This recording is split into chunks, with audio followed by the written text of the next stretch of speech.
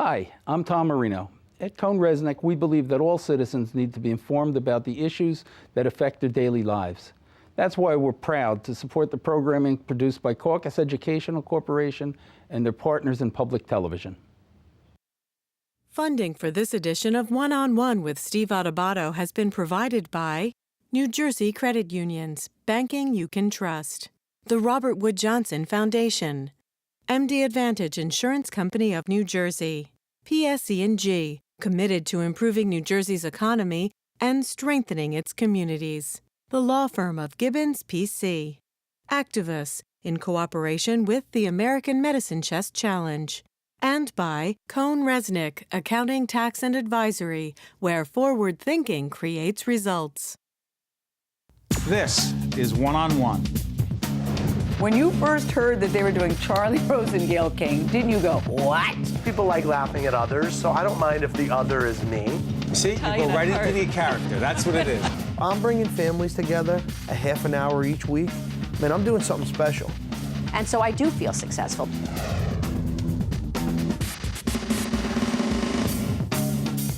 Hi, I'm Steve Adubato. It is our pleasure to introduce Dr. Gale Spak, who is Associate Vice President of Continuing and Distance Education at NJIT. How you doing? I'm doing fine. Talk to us about, everyone talks about this thing called STEM, science, technology, engineering, and math. Correct. You talk about something called STEAM. Yes, I do. Which is what? We're adding an A in there for arts. Why? STEAM. Because the whole area of anything dealing with liberal arts and fine arts and design arts all has a technology underpinning to it now, too. Everything in the world right now has a technology underpinning. Right. And so the arts is part of the whole equation. For example, give us an example of where the arts intersects with science, technology, engineering, and math. Architecture. That's arts. Absolutely. Go ahead. Writing. When you're doing the English and literature, the blogs that occur, where people are able to express themselves, analyze it, parse it, this is all done using technology. So the actual fundamentals of some of the liberal arts and architecture and design all have an liberal arts, humanities underpinning to it. So most people are now adding A to that STEAM and STEM equation. Interesting, and I look at this whole question of continuing and distance learning. Who are those students? Well, it varies across the country, but the prime students, even today, though I do believe it will change over time, are adults. They're working professionals who need to get upgraded, upskilled, because of the world has changed. The nature of what you need to know to be on top of your game. By the way, hold on one second. We're looking at photos right here. Connect the dots between these photos and what you're talking about. Sure, absolutely. So, for example, at NJIT, where I am, we are developing a suite of 10 STEM and STEAM master's degrees. That's at the New Jersey Institute of Technology. This is happening. Yes, but they're all online. And they're all online? That's what we're developing. We're talking about online today, I believe. You don't have to be there? You don't have to be there. You can be anywhere in the country. And you asked me who's studying and why, and it's graduate. There's less hands-on when you're going on the graduate level. So indeed, you don't have to be there. You have to be at the site where you're going to build that new bridge and that. Got to be there. But not the learning part. So the learning part, yes. We already have, for example, electrical engineering, fully online. Civil engineering, fully online. Computer science, fully online. And going back to a little bit of that arts discussion and the new term STEAM, an MBA with a focus on technology, which really does go into some of the more organizational humanities, social science kinds of things. Doctor, let me ask you, I'm curious about something. Sure. One of the areas that you talked about bringing manufacturing into the Northeast, robotics and 3D printing. Mm-hmm. An area that you're interested in, an area we're all interested in because we're looking to bring manufacturing jobs to the Northeast. Robotics and 3D printing. Where's the market?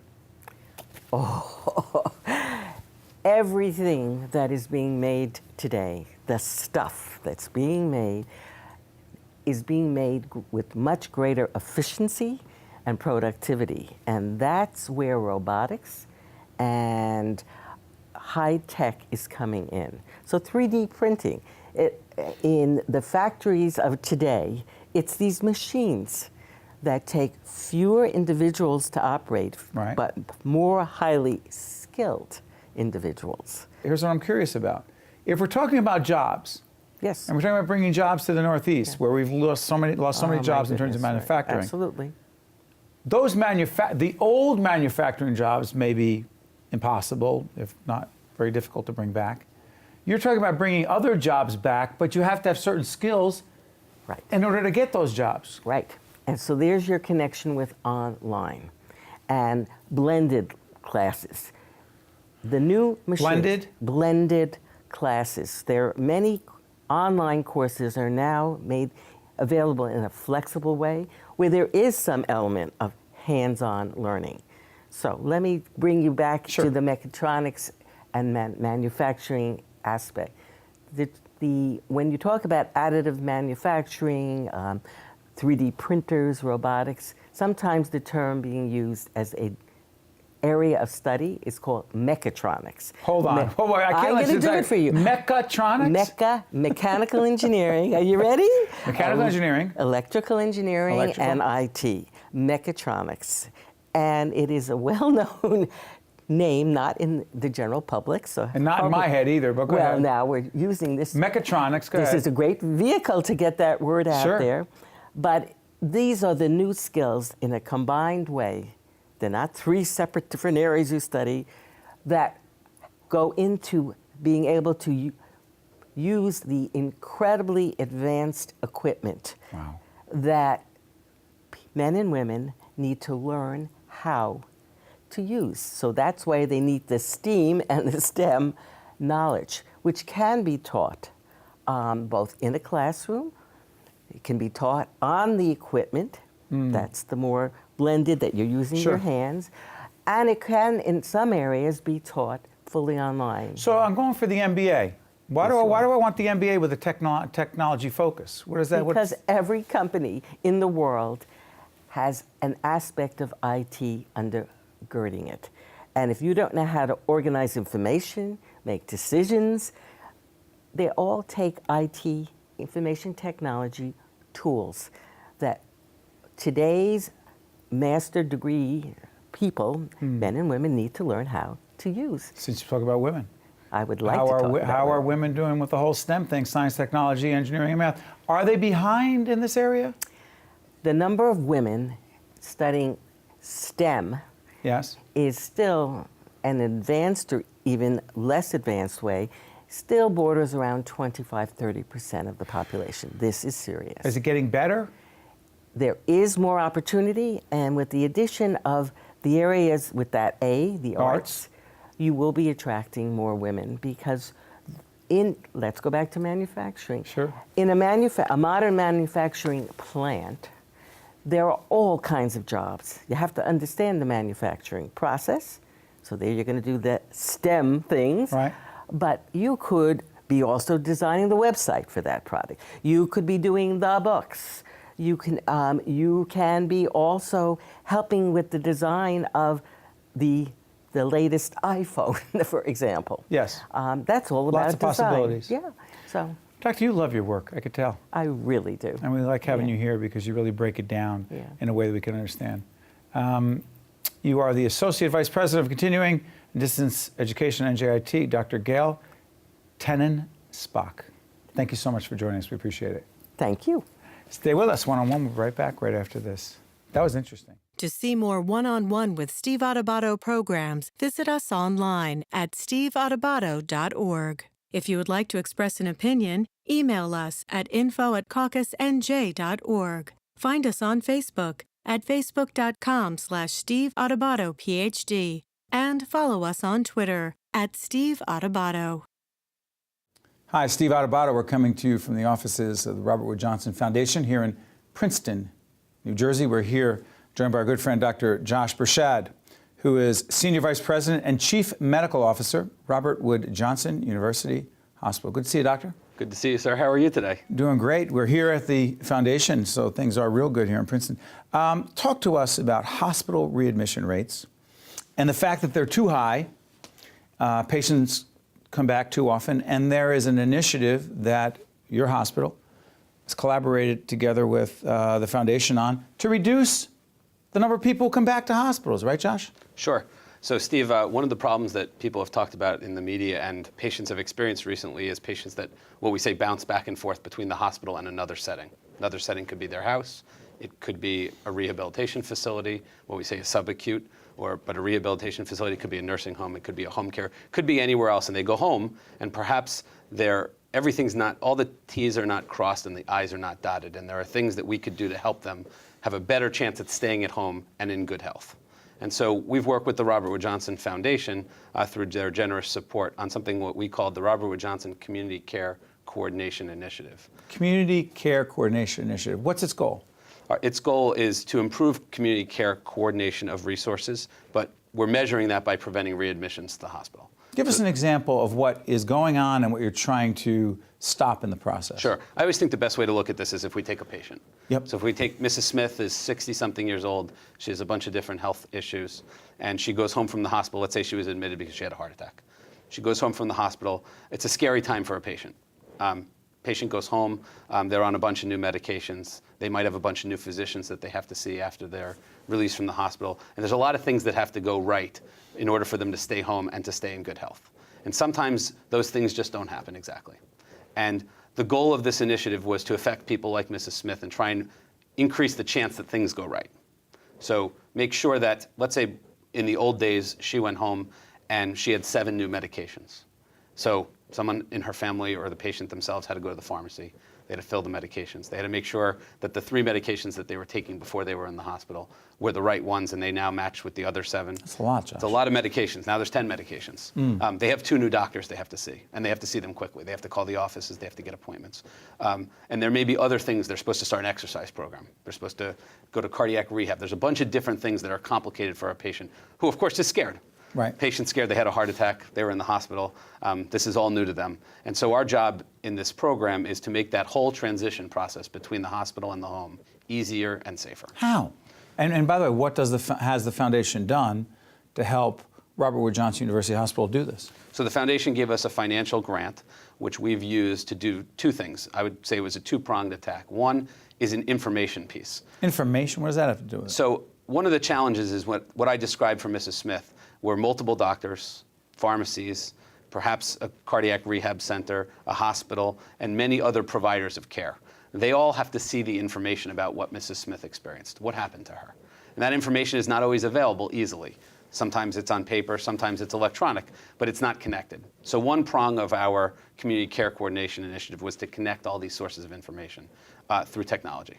And so what we've done is we've connected over 675 physicians, 16 post-acute care facilities. In real terms, those are nursing homes, rehab centers, and others who are in the community. And they're all connected. How? Connected via something called Relay Health. Jersey Health Connect is an organization. There are many hospitals that participate in it, many physicians, many other providers. And so we've connected it so you can access the record of what happened to that patient. So Mrs. Smith. Mrs. Smith. She's in this situation. Yes. How does that system of information help her deal with her situation? So Mrs. Smith goes to see the cardiologist after she goes home from the hospital, goes to see the cardiologist. The cardiologist has a question about what some tests showed. The new cardiologist wasn't the person in the hospital. They could try and get the medical records in the old days. They'd call the hospital, they'd have to sign a bunch of paperwork. Complicated. This way they log on to the system, they pull up Mrs. Smith's case, and that information has been sent from the hospital to this big database, and they can look up Mrs. Smith's information. Now the doctor knows the answer to that test, makes a quick decision, much faster, much more efficient, much safer for the patient. Does that, by itself, before you move to the second part of it, Doctor, does that reduce the odds that Mrs. Smith will wind up back in the hospital? It's a great question, Steve. I don't know the answer. We presumed that information flow was going to be one of the critical factors. Right. We all, as physicians and healthcare providers, experience this challenge all the time when we see a new patient. We never have all the information we would like Right. to have. And so we made the assumption that helping to solve that problem would help prevent readmissions. I don't know the proof of whether that piece. We don't have enough we don't. data yet. Correct. Got it. Give me the other part of it. The other piece of it was that Mrs. Smith also is scared, has all these new medications, has different things in her home. Maybe she needs to be on a low-salt diet. She goes home and she doesn't have the support. So the second piece is what we call transitional care. Transitional care. Between- Transitioning from the hospital to, Next setting. got it. Whatever it may be. And so what we're doing is we're sending a nurse into the house, into Mrs. Smith's home, with her permission. And what that person will do is sit down at the dining room table, take all the old medicines and the new medicines, and make sure that Mrs. Smith is taking the right medicines now. They'll make sure that Mrs. Smith has that appointment that she's supposed to have with the cardiologist or her primary care doc or somebody else. They'll make sure that she has an appointment that she's going to go. They may call that provider and make sure that they have the information that they need, and perhaps get them signed up for the electronic network that we talked about if they're not. So again, now Mrs. Smith has a much greater chance of taking the correct medications, attending her appointments that are Right. needed, getting to cardiac rehab. They might look at the food in her pantry with her permission and say, hey, this is really high salt food. Let's talk about how you could have a better diet that would support you. But Josh, the thing that is striking me about this, and the time we have left, you told me before we did this interview offline, that one of the things you want to make sure is that nurses and other healthcare professionals are working to the scope. What did you say? I said the highest scope of their life. What does that mean? Sure. So I think one of our challenges for the entire healthcare system is that everybody at any level of training does the highest level of work that they can do. For example, a nurse may be able to do many things that are done by a nurse practitioner or a physician today. And so we want that nurse to do it. One, that spreads resources. It makes more people available. One of the things we're going to do with this grant is we're going to experiment with something called Grand Aids. Grand Aids. So Grand Aids are a group of people who have less training than a nurse, but there's some research to support that they could do this transitional care process the same way a nurse does. Is this less expensive too, which would then potentially reduce the cost of healthcare overall? Exactly. It is a less expensive alternative, and it would free up nurses to do work that only a nurse could do. More efficient. More efficient. And potentially reduce the readmission rate for patients going back into the hospital. Yes, that's correct. With a less expensive resource. And that is what this grant is helping to do from the Robert Wood Johnson Foundation. It's one of the aspects of the grant. We're going to try it as a pilot in the middle of this grant. And could potentially have implications across this country. Yes. Others have studied this. Arthur Garson is the leader in this field. He's Dr. Arthur Garson from UVA. He's the leader. And there's some research to support that this is a technique we should try. And so we're going to try it here in New Jersey with our patients and see if we can improve upon those outcomes. Fascinating pilot. We are pleased to be joined by our good friend, Dr. Josh Bershad, Senior Vice President and Chief Medical Officer, Robert Wood Johnson University Hospital. Thank you, Josh. We are, in fact, coming to you from the offices of the Robert Wood Johnson Foundation. I want to thank you for joining us. Thanks, Josh. We'll be back right after this. To see more one-on-one with Steve Adubato programs, visit us online at steveadubato.org. If you would like to express an opinion, email us at info@caucusnj.org. Find us on Facebook at facebook.com/Steve Adubato, PhD, and follow us on Twitter at Steve Adubato. We're joined by John Dawidowski, who is the CEO of the Healthcare Employees Federal Credit Union. Good to see you, John. Good seeing you, Steve. We've talked about credit unions before here, but I'm curious, the Healthcare Employees Federal Credit Union, what is that? We were formed to address a population here in New Jersey, which we were formed through the New Jersey Hospital Association. That's through Betsy Ryan, the Healthcare Hospital Association? Correct. What does that have to do with Hospital Association? Well, we have a charter that includes all those members, all those employers that belong to the New Jersey Hospital Association. Right. So it enables us to reach the employee base of those institutions. To do what for them? Basic financial services that you would find in a bank. So low-cost, nonprofit financial services. Low-cost, nonprofit financial services. So I've been thinking about this. Describe who these hospital employees are. I mean, do they run the gamut? They sure do. It's basically an entire economic profile of a typical hospital set of workers, anywhere from making minimum wage up to the CEO level, and everything in between. Different levels of education, socioeconomic background. So think about this for a second. Hospital workers, the other thing I've noticed about hospital workers is that they have crazy hours. They sure do. Right? So hospitals run, think about it, folks, they run 24/7. So if someone's got the midnight to 8 shift, is there a midnight to 8? I don't even know. Is there 11 to 7 is okay, the thank you for correcting me. So it's 11 to 7. Mm-hmm. So that person who's working 11 to 7, that nurse, right, he or she is, that's when they are. So that's when they're working. So then how do they take care of their financial business? Right. Well, we have a number of different ways that we deal with it. We have one office that serves approximately 20,000 members throughout New Jersey. And we've designed our services to be more self-service centered, but we also have... What does that mean, self-service centered? We have internet banking, we have no surcharge ATM alliances, we have shared branching programs, so we have affiliations with other credit unions around the state, so Sure. our members can go to literally, say, 50 or 60 different credit union sites around the state. But don't you actually go to the hospitals themselves? Yes. Why don't we show some pictures of your team actually going to the hospitals? Sure. They're there, out there doing their thing? We have 2 full-time field reps, and that's what they visit. We have about 300 employer groups that we deal with in the state of New Jersey, hospitals, nursing homes, visiting nurse associations. But here is an example of what we would do. If it's an 11/7 shift, our reps would be there when those people get off their shift after 7 o'clock in the morning. And typically that group is neglected to some degree when it comes to benefits and meeting different providers of services for employee benefits. So we want to make sure that we're there for all those different shifts. I was thinking about the mortgage crisis. Sure. 2008? Yep.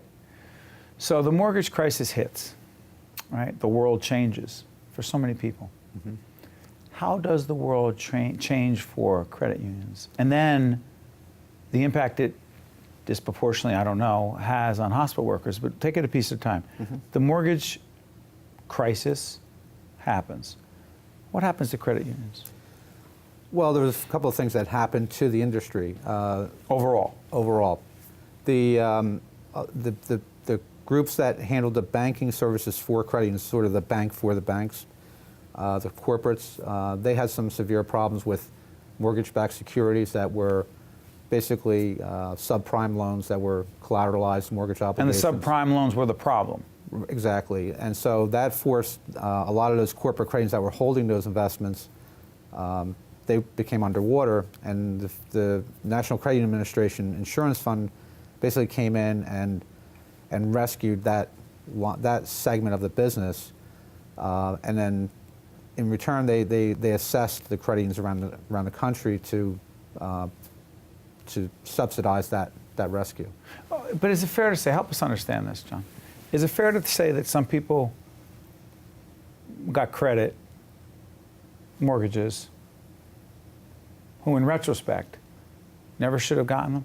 Sure. Who shouldn't have qualified? Right. Who were really bad risks. Exactly. And then the fallout, if you will, is what? Money's tighter? The credit is tighter, for sure. Banking regulations have changed. Underwriting guidelines for mortgages have certainly changed. Things that were prevalent back, from 2000 to 2007, no income documentation, 100% loan to value, no down payments. Whoa, 100% loan to value. I don't know what that Basically, means. you didn't have to have any money down on the mortgage. In fact, some of the creditors out there were doing 105%, so you can actually borrow, your settlement costs. And so it became a system of there were a lot of speculation industry driving up the prices of real estate, and people were continuing to buy, thinking that they can stay in the home for a few years and then make a profit and then get out, and all of a sudden. So all these regulations happen, and finally, before I let you out of here, the ultimate impact on credit unions and your ability to serve your customers becomes what? It hasn't really affected. Has not? Has not, no.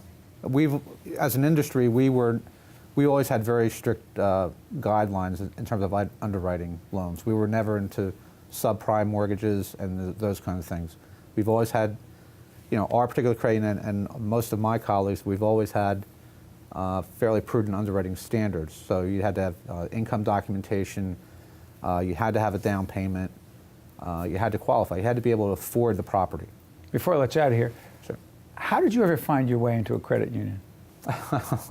That's interesting. I started with the Hospital Association in the insurance and benefits area, which is kind of like a group type Sure. of program.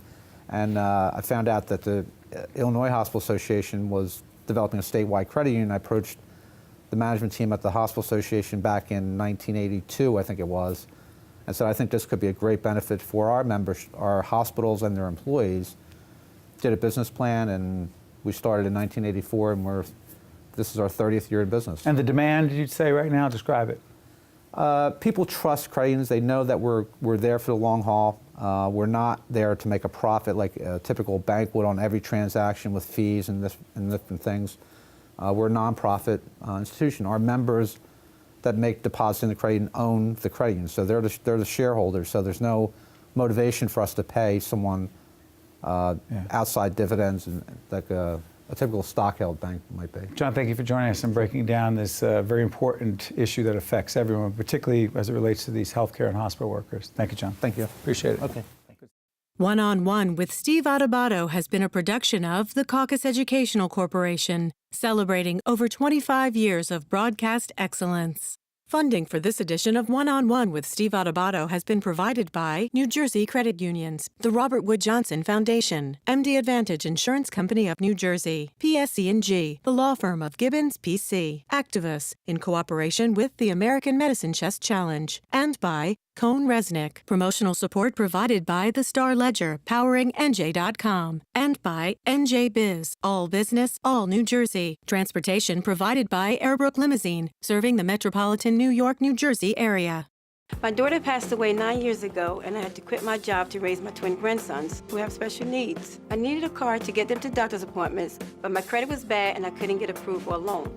So I turned to the credit union and everything changed. They showed me how to fix the problems I had and helped me get approved for the loan I needed. Since then, my credit got better and I could take care of my grandsons. I don't know where I would be without the credit union.